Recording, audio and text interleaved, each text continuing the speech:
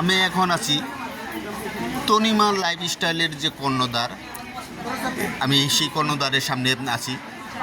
আমি তার সাথে কথা বলবো। সে একজন হলো অত্যন্ত অমায়িক এবং নারী উদ্যোক্তা হয়ে সে বিভিন্ন সাইট নিয়ে কাজ করে থাকে।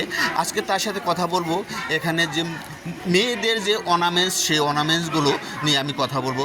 সে এই অর্নামেন্টসগুলো অনেকটা নিজের হাতে তৈরি করে এবং বাইরে থেকেও ইম্পোর্ট করা, সেগুলো নিয়ে আমি এই তনিমা আপার সাথে কথা বলবো। আসসালামু আলাইকুম,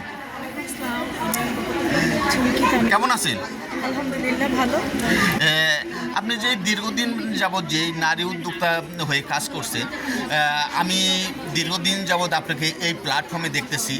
আর আজকে মেয়েদের যে অর্নামেন্টস নিয়ে আসছেন, এগুলো সাধারণত আপনি কোন জায়গায় থেকে সংগ্রহ করা বা নিজে করছেন কিনা, তৈরি করছেন কিনা, সেটা একটু বলবেন।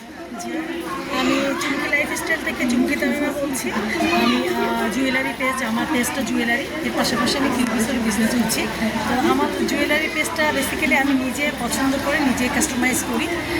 আর কেউ যদি তার পছন্দ ডিমান্ড করে, আমি তাদেরকে সেভাবে প্রোভাইড করে দিই। কালারটাও সেভাবে আমি দিয়ে দিই। তো আমি আজকে অল্প কিছু প্রোডাক্ট নিয়ে এসেছি। ছোট্ট একটা মিট আপ আছে। তো আমি এই প্রোডাক্টগুলো বিষ দিয়ে নিজে জুয়েলারিগুলো তৈরি করি। দেখেন আমার জুয়েলারিগুলো, প্রত্যেকটা জুয়েলারি আমি নিজে তৈরি করি, মানে রেডি। আপনার জুয়েলারিগুলো সাধারণত অন্য সমস্ত জুয়েলারির সাথে খুবই ব্যতিক্রম এবং সুন্দর কারুকাজ সম্বলিত যে সমস্ত জিনিস, আকর্ষণীয় জিনিস। প্রত্যেকটা পাথর আমি নিজের পছন্দ করে ডিজাইন করে মেক করি। এভাবে আমি প্রত্যেকটা জুয়েলারি সেটিং করি। এছাড়া কিছু বাইরে থেকে আমি কালেক্ট করি, সেটা ইন্ডিয়া থেকে। তো বর্তমানে আমি যেতে পারছি না, তো তার জন্য আমি কিছু পাকিস্তানি প্রোডাক্ট আনা শুরু করেছি। তো এটা একটা জুয়েলারি, এটা আরও স্টাইলের জুয়েলারি। এটা আমি থাইল্যান্ড থেকে ইম্পোর্ট করেছি। এই প্রোডাক্টগুলো আসতেছে। এটা আমার মানে আমি অর্ডার দিয়েছি, চিরে আসতেছে বাংলাদেশে, চিরে আসতেছে এলসির মাধ্যমে। আমি এই প্রোডাক্টগুলো আনাচ্ছি, থাইল্যান্ডের প্রোডাক্ট।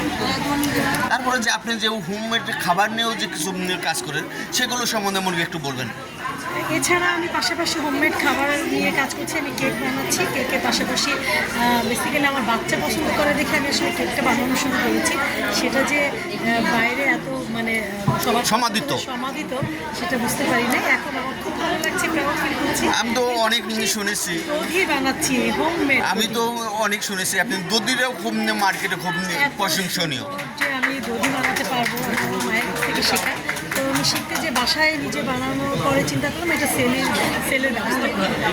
তো একটা টাইম আমি এটা নিয়ে কাজ করলাম এবং আমি এই প্রোডাক্টটা আমি সেল করা শুরু করি, টক দধি এবং মিষ্টি দধি।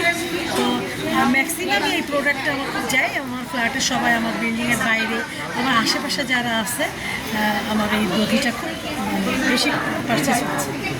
ঠিক আছে, ভালো থাকবেন, আল্লাহ হাফেজ। ধন্যবাদ।